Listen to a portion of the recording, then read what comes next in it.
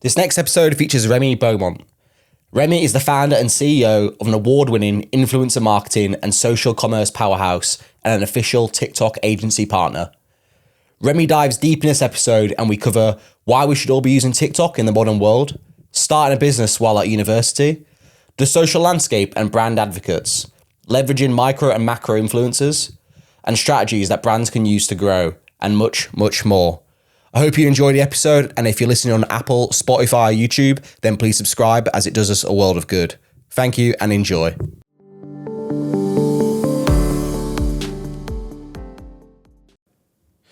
Remy, thanks for coming on the pod. Thanks for having me. Yeah, great. It's great to meet you finally. We've heard lots of great things about you from our mutual friend Matt Swain, who's sat not too close by. I guess for me, I'm really keen to know, you obviously run one of the biggest TikTok shop agencies, globally, worked with some of the best brands, Amazon, Foots Island, L'Oreal, Filter by Molly May, especially on TikTok, and obviously My Protein as well on TikTok. I guess for me, context is important and for people listening. So how does someone go from being a farmer to do this? Essentially, it's a big difference, and I guess for me, I'm like, how does one do that? Because it's a big shift. You'd have to go into your whole.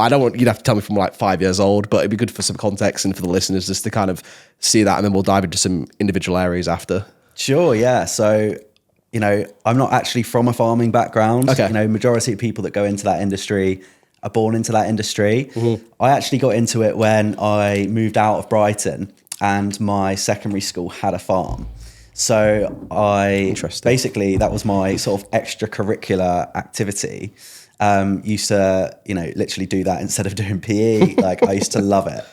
And it really became my passion. So I decided at that point that I wanted to go to agricultural college before agricultural. I saw that uni. your LinkedIn. I gave you a start. Yeah. I didn't know that was even a course. Yeah. So I did 3 years of agriculture at college with a placement year in the middle. Nice. Then 3 years of agriculture at uni. And it was really the COVID lockdown that sort of came in. I think it shook up like a lot for a lot of people. Yeah.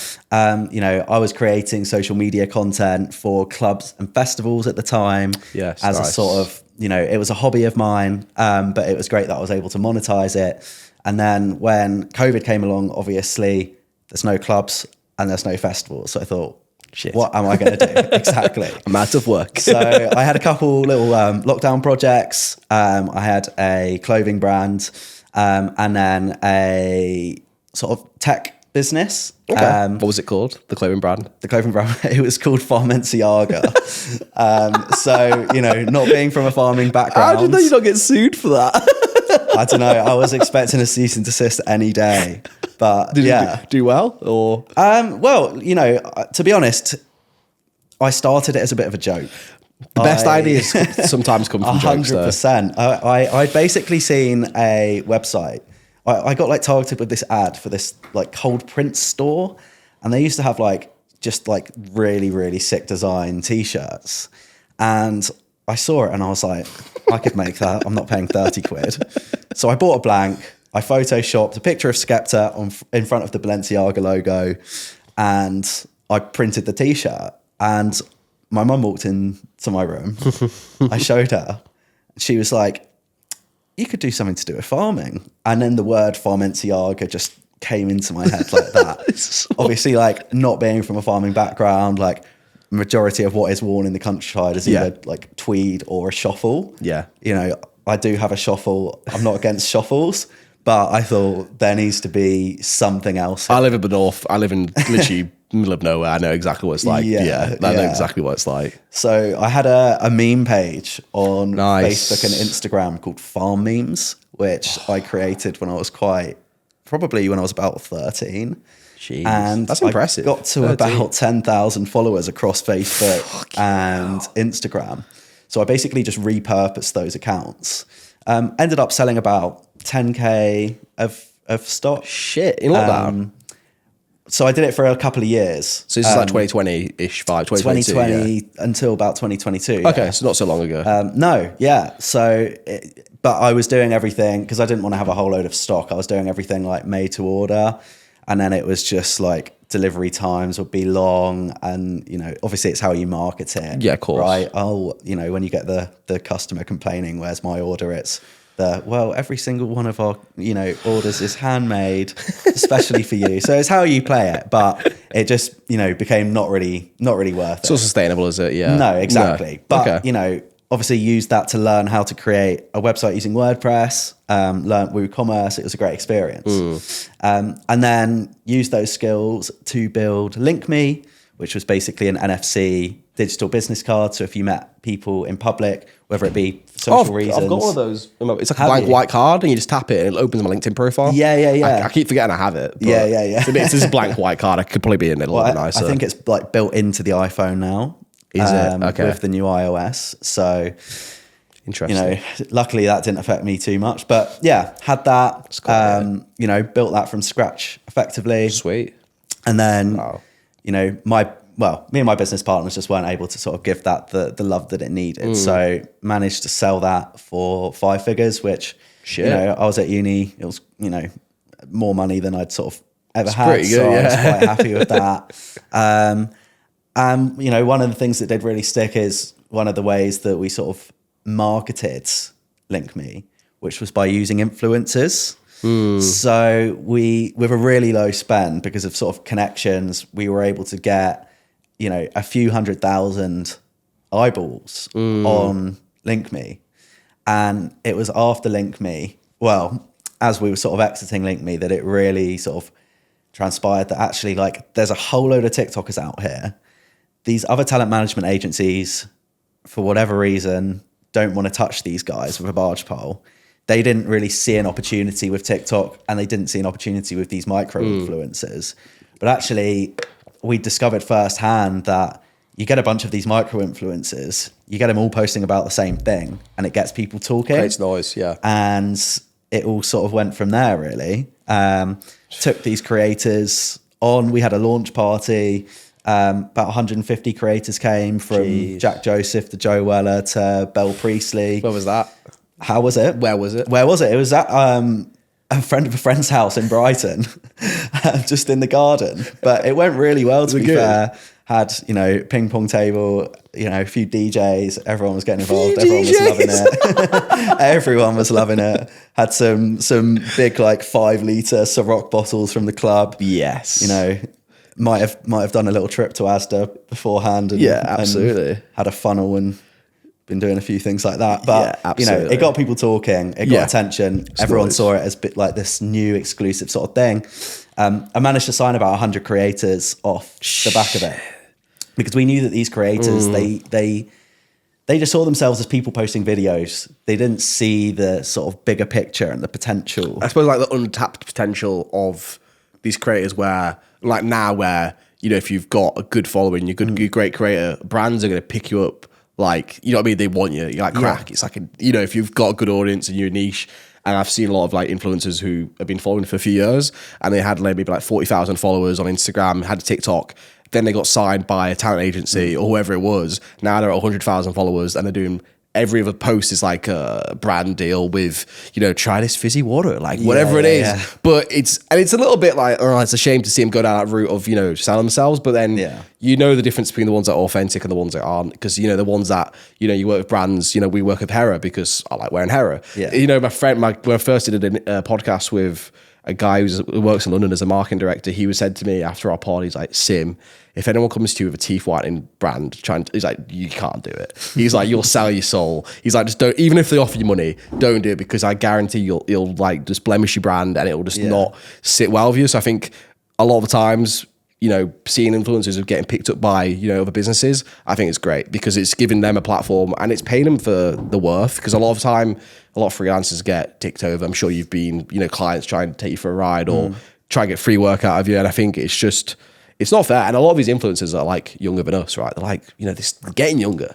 Like, exactly. I know influencers are like 7, they couldn't get paid through TikTok because they were 17. Yeah. So the account was in the mom's name and they were getting paid. Yeah, and they were like getting signed by Levi Jeans at like 18 years old. I was like, holy shit, what am I doing when I was 18? Beer pong and flipping all sorts. So I think it's really cool. So 100 creators signing 100. One. Yeah. Jeez. And, two things that you said there. First of all, the A word, authentic. What did they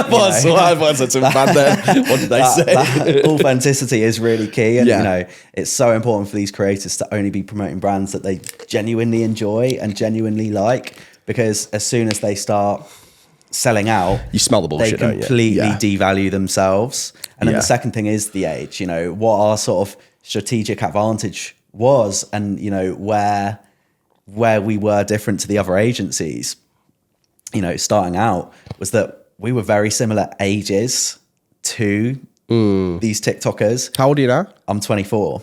Fucking. So when I started, I was 21. So, you know, a lot of them are sort of 18, 19, When 20. did you start? How old were you when you made the 5 figures?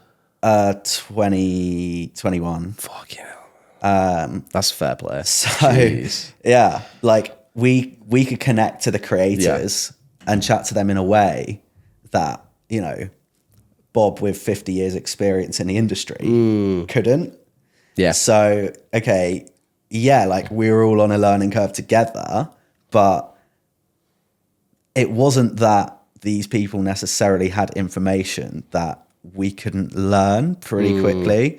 And what we really wanted to do was create a community for these creators, because there was a lot of sort of rogue, cowboy, cash grabber, crypto pump and dump sort of deals out there.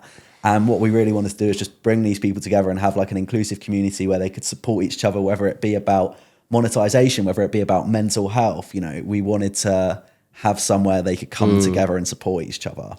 I think that's great as well, though. I think, because, you know, like looking at it now, you know, community, I think the last couple of years, community role, because I used to work in a community role, as in like that was my job for a couple of years, is in creating community for like our players. Won't name the company just because legally I can't. And the obviously I thought it was a great idea, but it was still quite a new thing. And then now you go anywhere and go on LinkedIn job specs, they're always hiring like a community manager or content creator for our community. And it's like they'll happily set aside a massive side of part of their marketing budget to focus on that. And it's like, I know ASOS have one where they pay people to do like focus groups, or I know like Sky Bet do it with, they'll have, you know, they'll get loads of guys into a room, do like a half an hour breakout room about football, and then they'll take them out for dinner.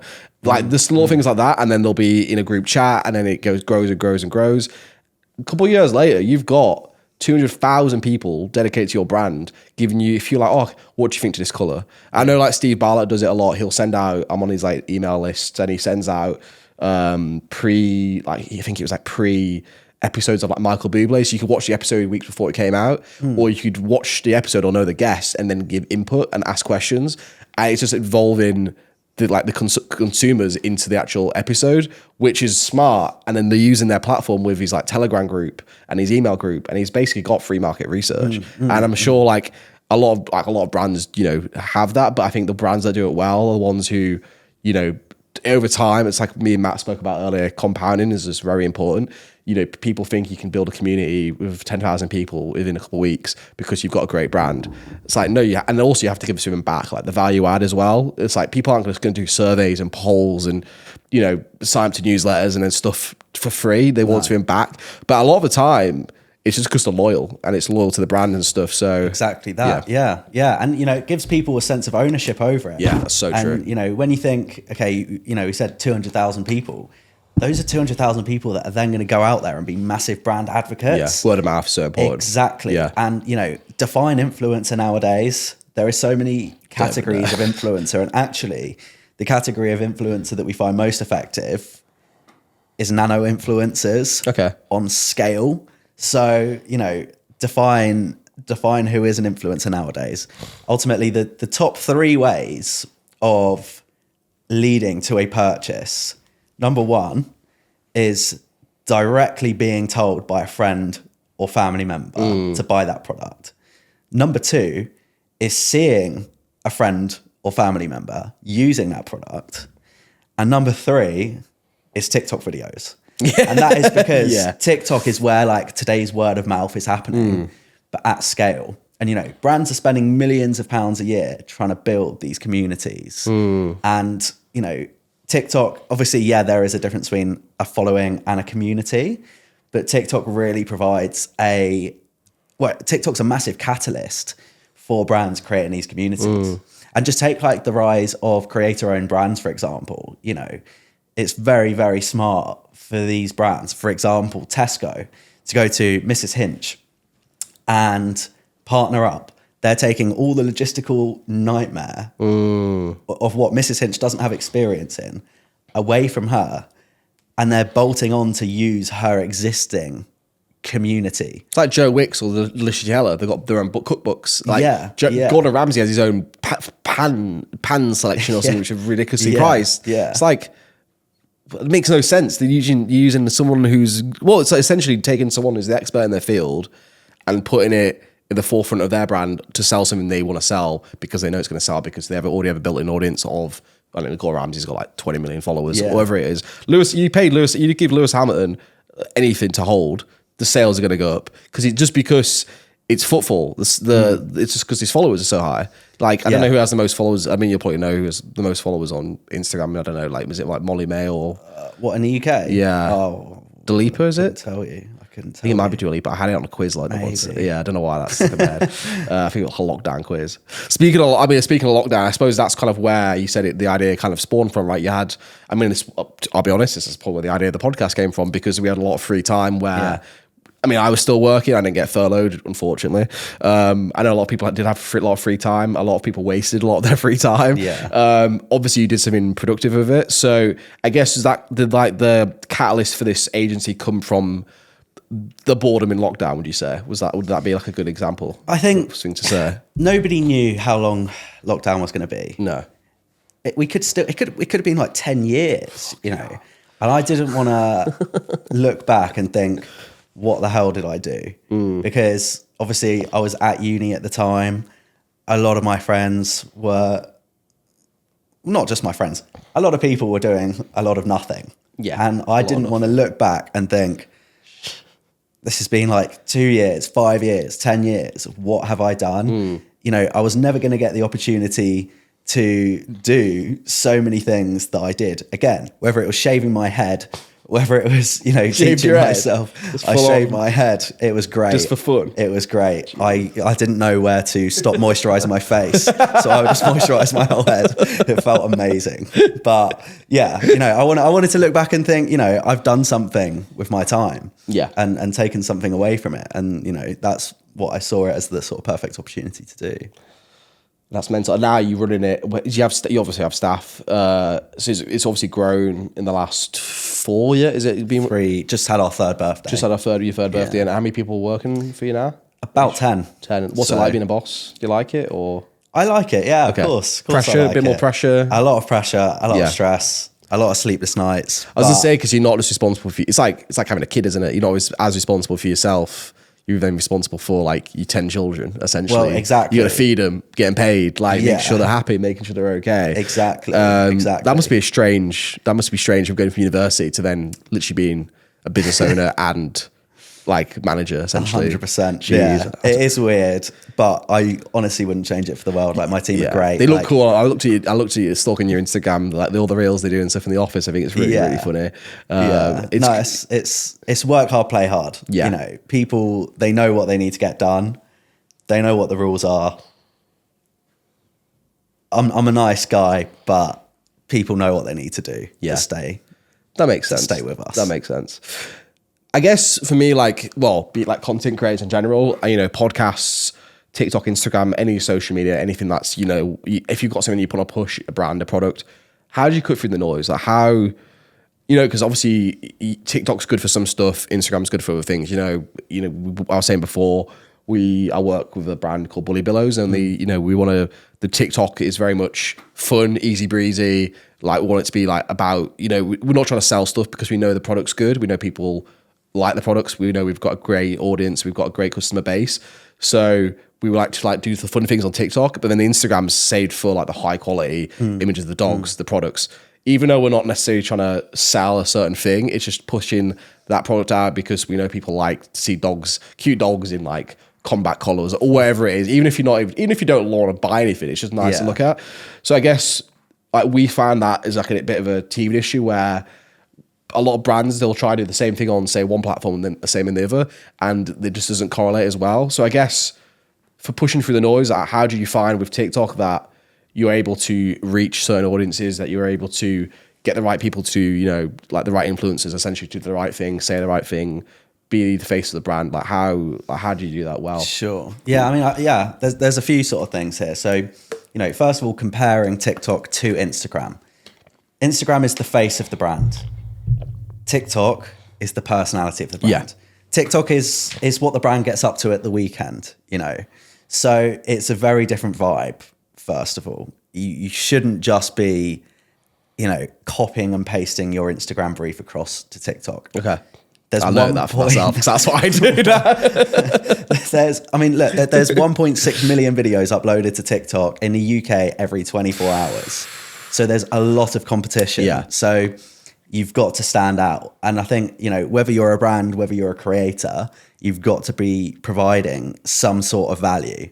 Now, the two sort of top line elements of value are normally educational or entertaining. You know, if you're a brand, you really should not be trying to sell your products. You shouldn't be, you know, holding your product, sitting there saying all the benefits of the product, why everybody needs to go and buy it right now. Because what are people going to do? Swipe straight past it. Yeah. It's so easy to skip a video on TikTok. And sometimes I'm watching other people on TikTok and they're just like this. And I'm thinking, how did you know you didn't like that video? At least give it a chance. But 2 seconds. People's attention spans are so narrow. So short. Is that 8 seconds? Is that the average is 8 seconds or something now? The official number is 7 seconds. What's it but got that's absolute lie. It's 2 seconds. Yeah, it's like 1 second. like a gold, less than a goldfish. Yeah, 100%. Would have thought if you're goldfish. not like hooking somebody in with, you know, a hook. Yeah. It's called a hook for a reason. Yeah. You know, if you're not hooking them in with something sticky that's going to make them stick around, then you're not going to retain those users. And as a brand as well, you shouldn't just be trying to sort of focus too narrowly down your niche.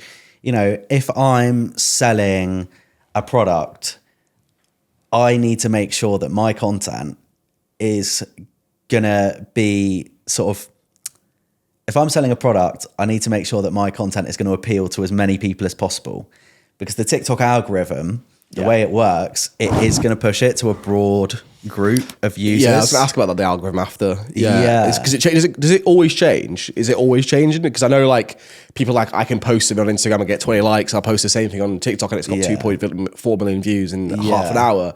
And I'm always like, I don't get how some videos can go really crazy and they could be absolute dog shit videos, but for some reason they've like got 100,000 views. Yeah. And my friends post them, like a lockdown, they posted pictures, like videos and playing Warzone. Yeah, and it was really bad iPhone footage.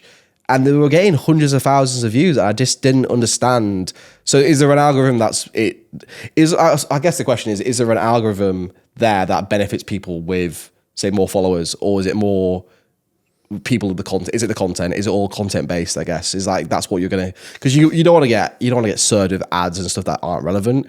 And I guess the algorithm is always learning what you do. And apparently the front facing camera can actually track your eye movement. Apparently Joe Rogan read the T's and C's in TikTok, and apparently there's like a thing that they say you can look at your eye movement and like change your eye. I think that's a bit BS. I think that's a bit of a conspiracy. Okay, that Rogan conspiracy theory. Okay, that makes sense. Classic. But yeah, I mean, like the TikTok algorithm is like no other platform. Okay. Instagram obviously favors accounts that have a following. The way that TikTok serves content to users is very different to Instagram. You know, Instagram is serving up content primarily by users that you already follow. Obviously, the Reels page is a little bit different, but the Reels page is a direct copy of what? TikTok.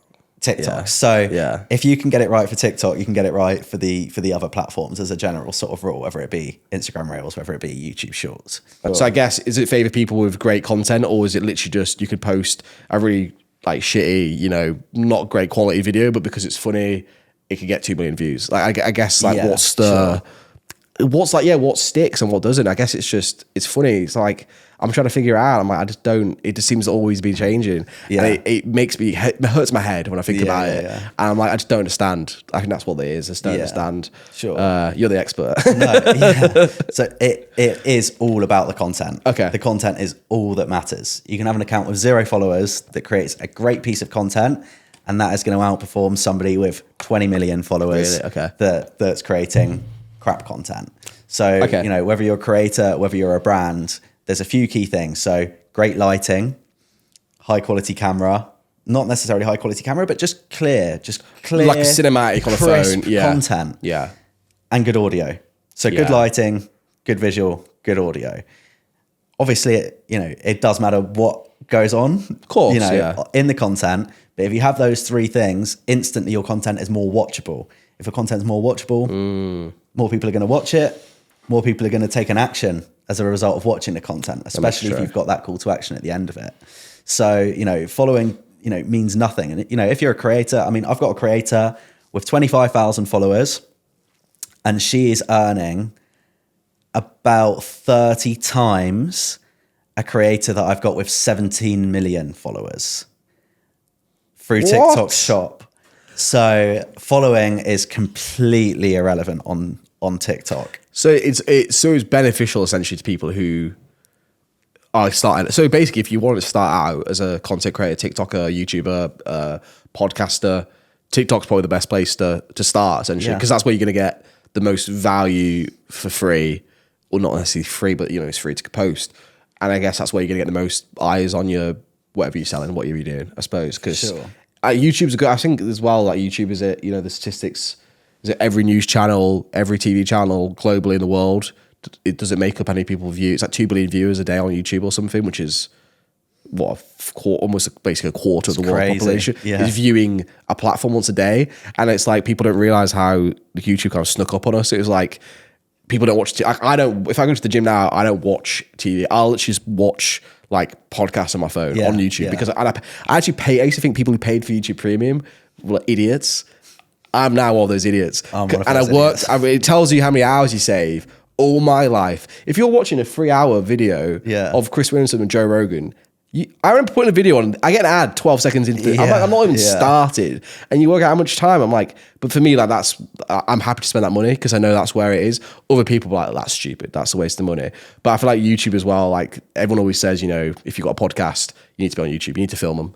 And my biggest regret is not filming the first 25 episodes because it was just the thought of being on camera was terrifying. Because let's be honest, no one likes being on camera that much. Well, some people do, but when you first start doing it, you just don't enjoy it.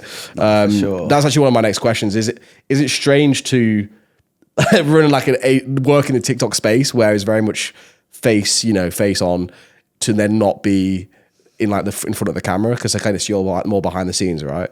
But is that where you prefer things to be? Or? I mean, I've always been the sort of behind the scenes kind of guy.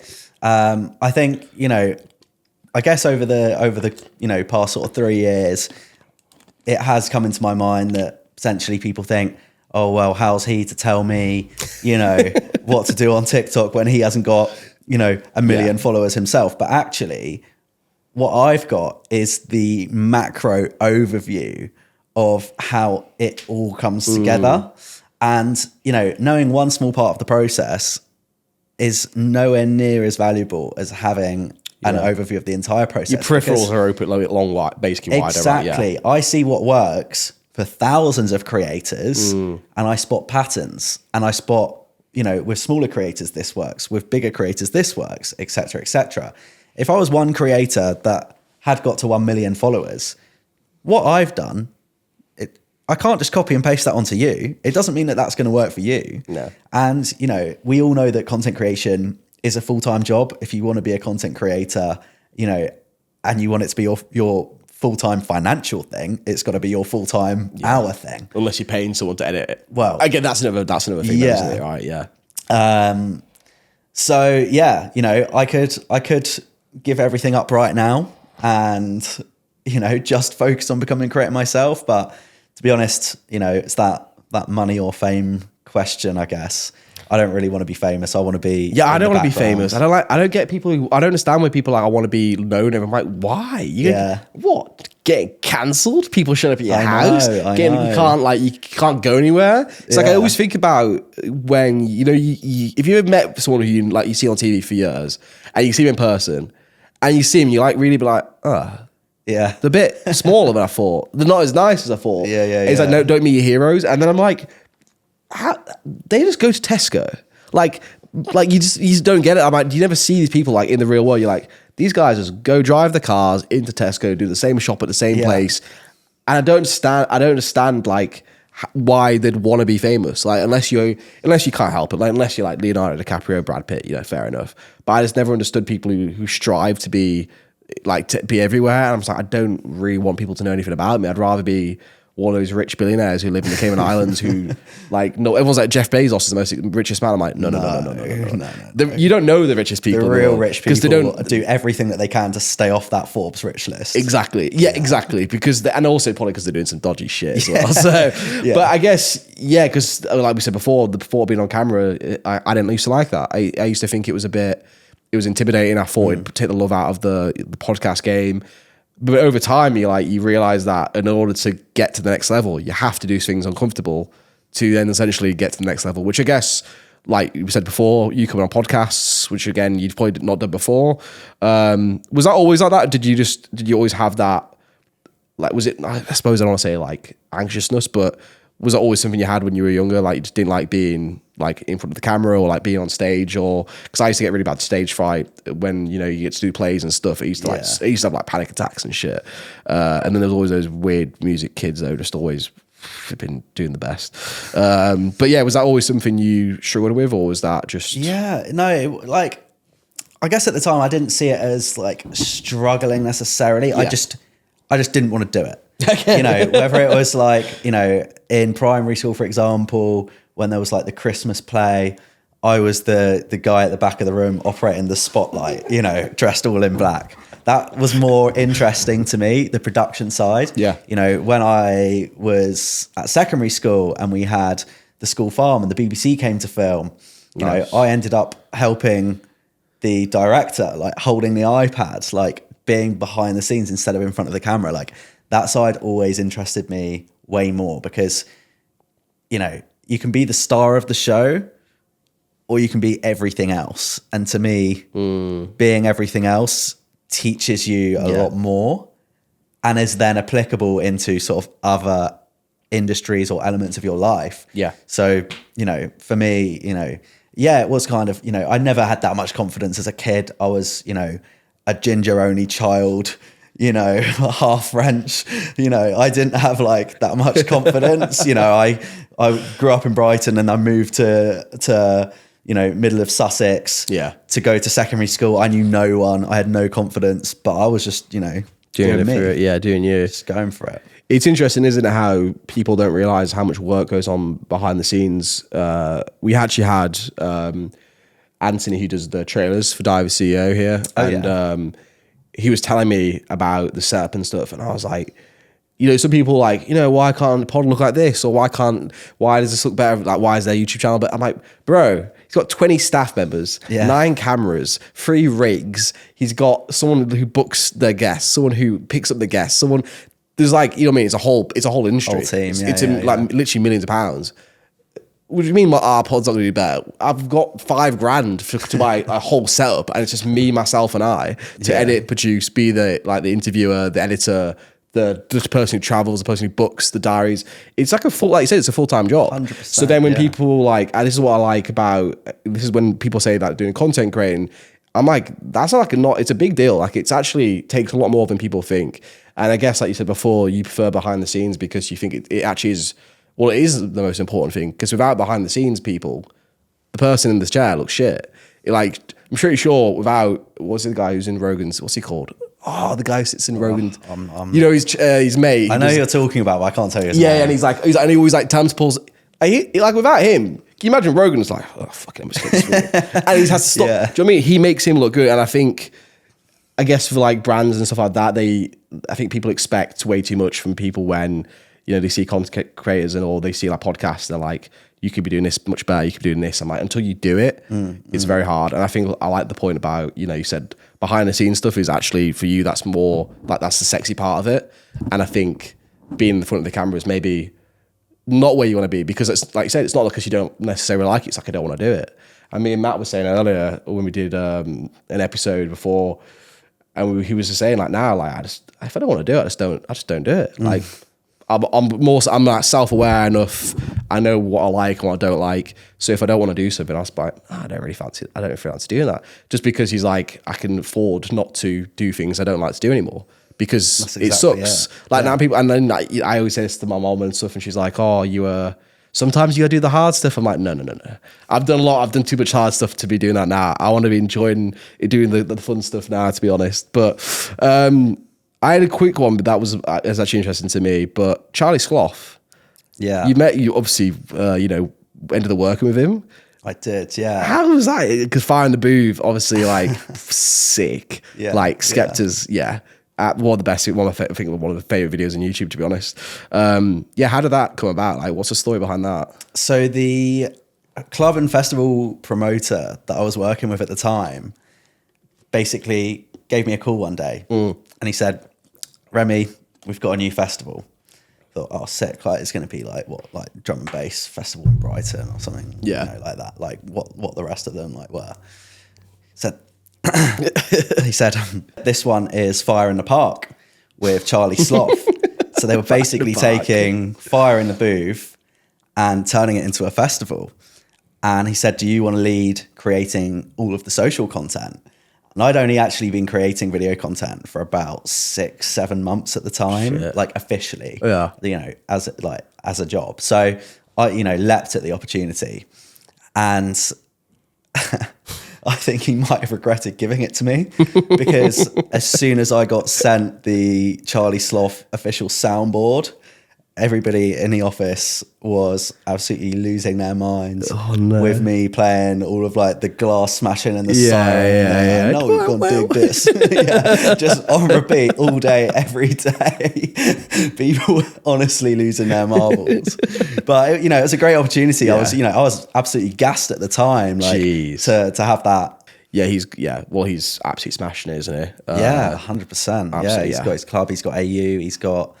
I think they're bringing the festival back this year. What was it?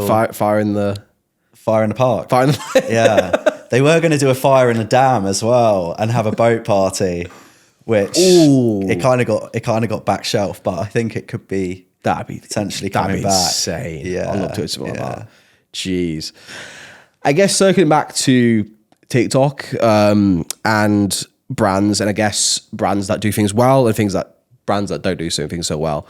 Obviously, you probably know a bunch of influencers who do great things, and I think you probably obviously also know a lot of brands who do great things. But is there any good examples of brands that have done things well to sell themselves, or is there any particular businesses you think are doing things right, or maybe businesses that aren't doing so well and probably could be doing some other things? And is there any advice you'd give to those businesses who aren't doing what they should be doing, I guess? Because there's probably, like we said, there's so much untapped potential out there, especially on TikTok. I suppose there's a lot of things businesses could be doing to grow. But is there any brands that, first of all, do things well on TikTok and stuff like that? So I'm not going to be boring and say Ryanair, because Ryanair is the example that absolutely everybody gives. Yeah. And although they are absolutely smashing it, their strategy, there aren't many brands that can just directly rip the piss out of their own customers and troll their own customers. It's crazy. I don't know. And live to tell the tale. Ryanair get away with it. They're doing a great job. But one that does really, really stand out is Tango Ice Blast. Okay. So their strategy is going absolutely crazy. They basically have a Ed Sheeran, Gordon Ramsay, and Ronaldo lookalike, which they get to perform trending songs. So they get them to basically lip sync to this to these trending songs, but they'll always be holding a Tango Ice Blast.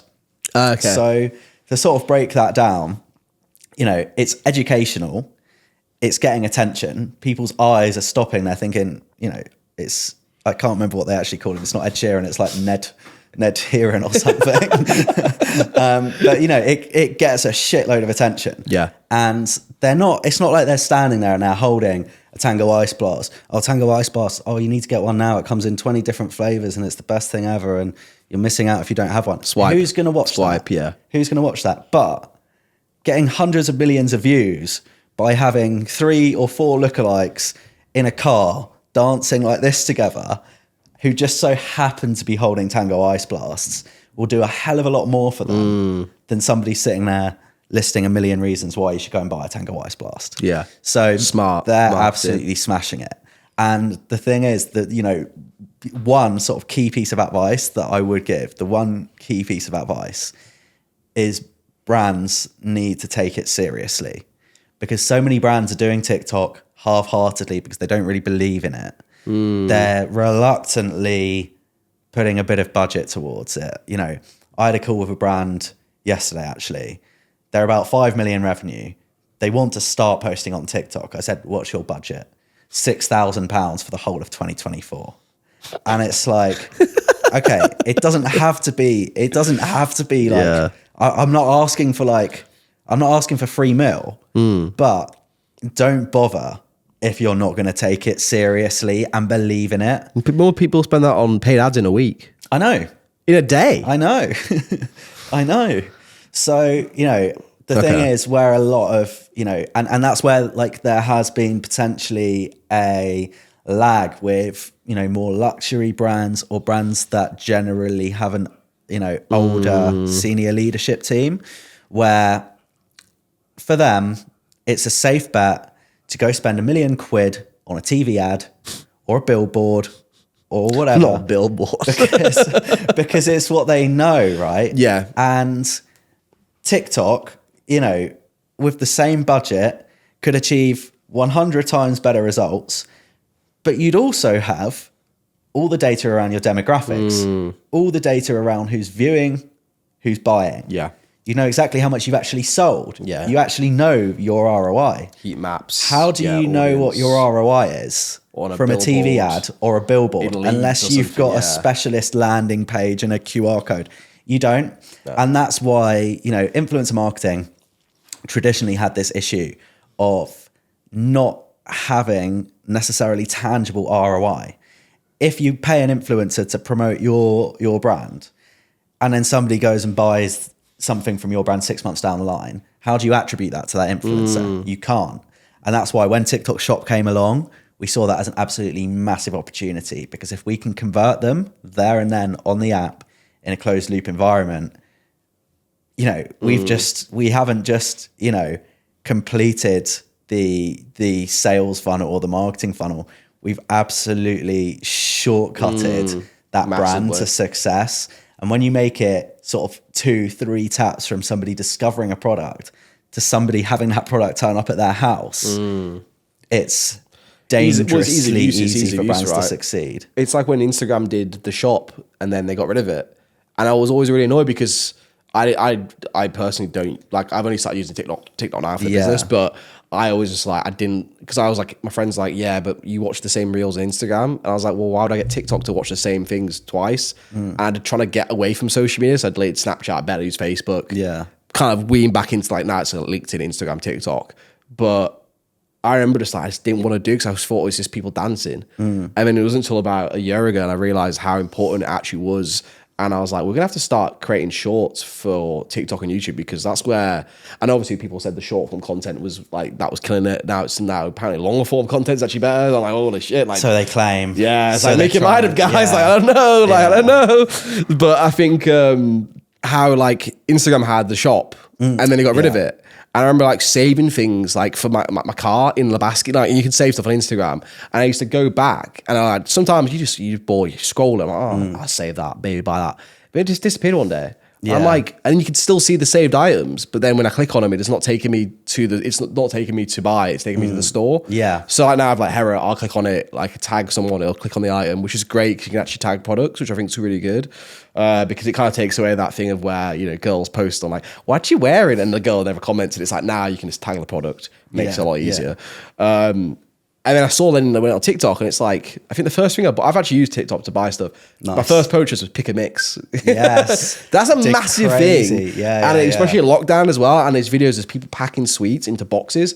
I wasted so many hours. And after I was like, I'm literally in marketing and branding. I've literally been consumed by my own energy. Like, you should know when you're in advertising, adverts come on, mute it. It's a principle, you're not going to watch them.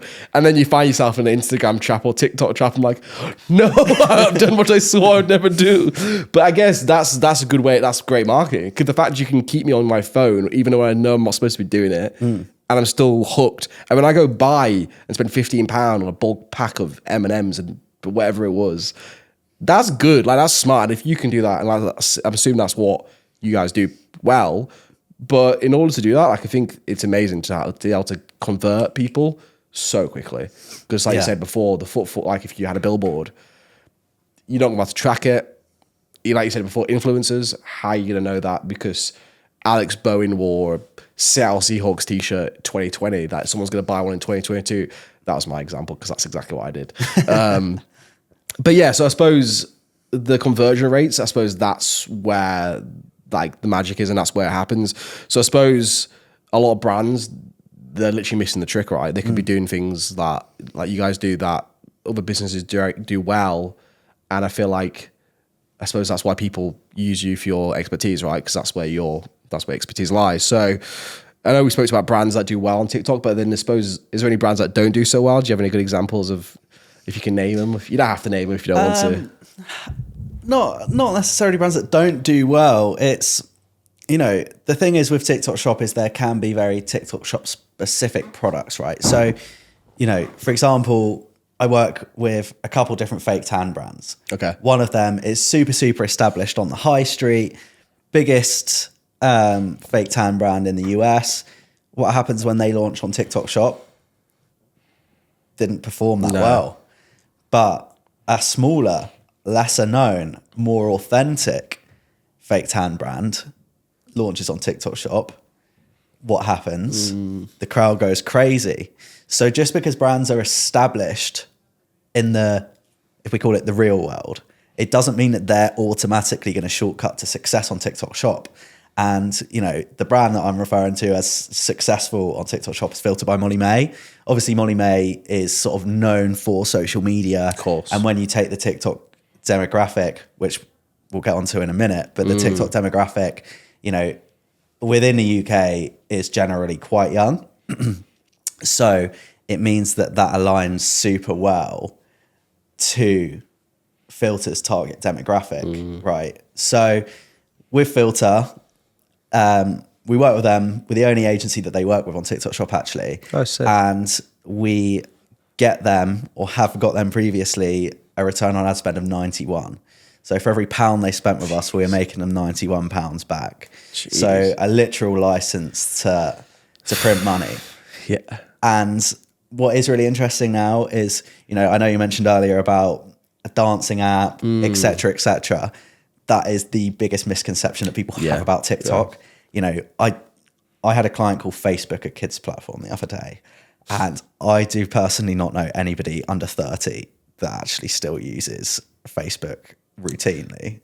But no, couldn't tell you. The fastest growing category on TikTok right now is over 45s. 67% of TikTok users are over 25. So brands that are still sleeping on TikTok because they think it's this kids dancing app are just leaving money on the table effectively. I thought that when you said about the demographic, I was going to guess 16 to 28 is like the main 60-70%, but it's not. It's actually older than you think. Yeah. It's like over 50% of it is over 25s. So there's only like a small percentage of it actually is teenagers. 16 to 24. Yeah, obviously still, big, a reasonable chunk, but not as much when as you think that 67% of users are the ones who have disposable income. If you're a brand and you're just dismissing it because it's this kids dancing app, then you're, especially on a platform where you can convert a user like that, and it's essentially you can post as much as you want for free. Exactly. Like any social media. Obviously, you got paid ads, you can do all the other fancy stuff, but if you were like zero budget, you could literally just here you go. If you like I said, good camera, good. You might need maybe you get a refurbished camera, 400 quid. Some lights, 50 quid. It doesn't even need to be a good camera. It can be an iPhone, you know. And everyone's got a phone. I've had it in campaigns where I've had a really high quality, highly polished piece of content that the brand was absolutely drooling over, thought it was amazing. I've had another piece of content by another creator that was a bit more rough around the edges. The brand questioned whether to approve it or not. Okay. What happened when those posts went live? The piece of content that was actually a little bit more rough around the edges drove 80% of the revenue on that campaign. So although, like the reason I say about high quality camera, high quality lighting, high quality audio is because that cut through now. You know, people want an authentic edge. You know, you see brands going out spending 5 million quid shooting, you know, the world's best TV ad. Yeah. They slap it into a vertical format. They post it on TikTok and it gets 6 likes. And it's just like embarrassing. Whereas the content where people are posting and they're just their natural, authentic self, they have a hook, they have a call to action. They're talking to people on a one-on-one level, like they're talking to somebody on their, you know, close friends' Instagram story. You know, that is a lot more relatable. And, you know, that again loops into the whole thing of using micro influencers as opposed to these big influencers. People want someone they can relate to. And, you know, in a world that's, you know, ever more diverse, people want to buy from people that ultimately they relate to. And activating micro influencers or nano influencers en masse is going to ensure that you're hitting every single demographic, that you're relating to every single, you know, person that there is out there.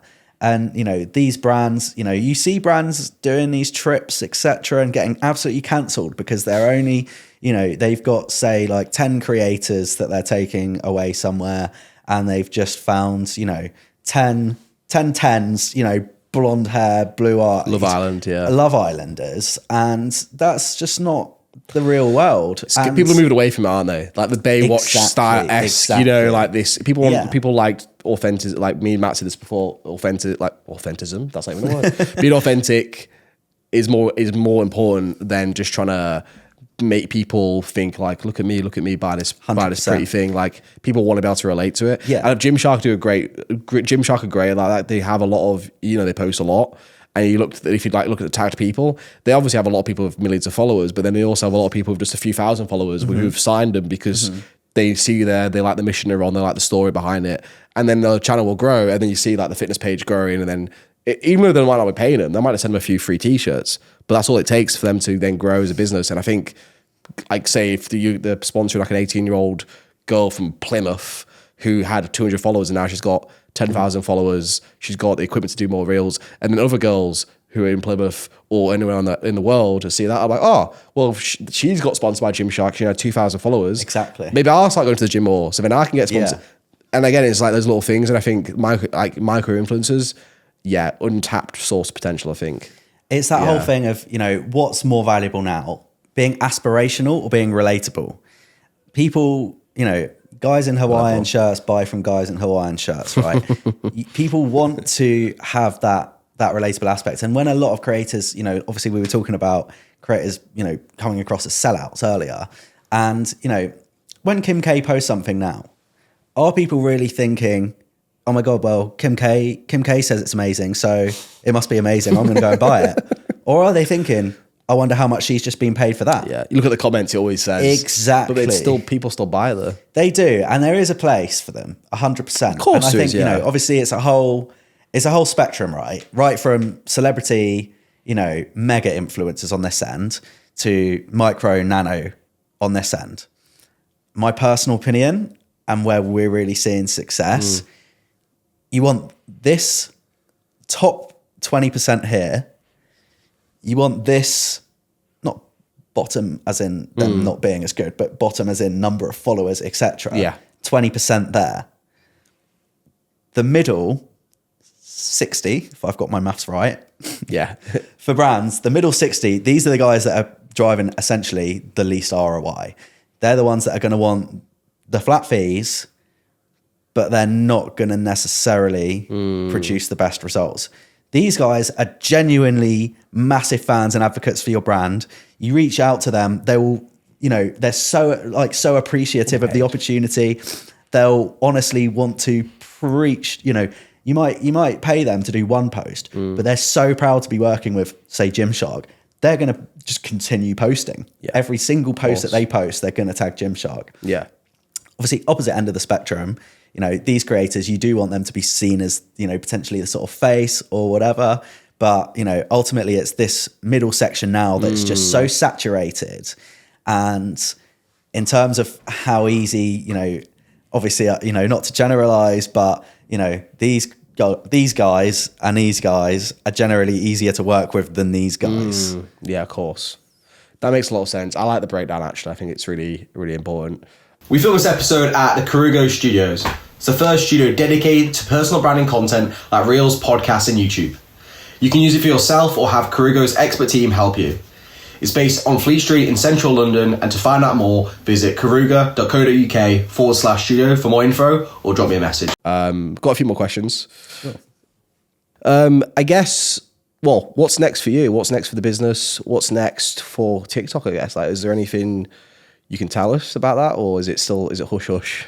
It's a few things that are a bit hush hush, but just trying to scale really, take it global. Obviously, TikTok Shop still only in a couple of countries worldwide. So as soon as it launches in Europe, want to be there straight away.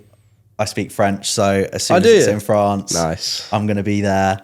And then, just working on, how we can support different brands and different creators at sort of different levels of support throughout different levels of their sort of different stages of their journey, right, with TikTok and TikTok Shop generally. So working on a few different things, got a few consultancy gigs, but, really just trying to continue, driving this growth of TikTok Shop.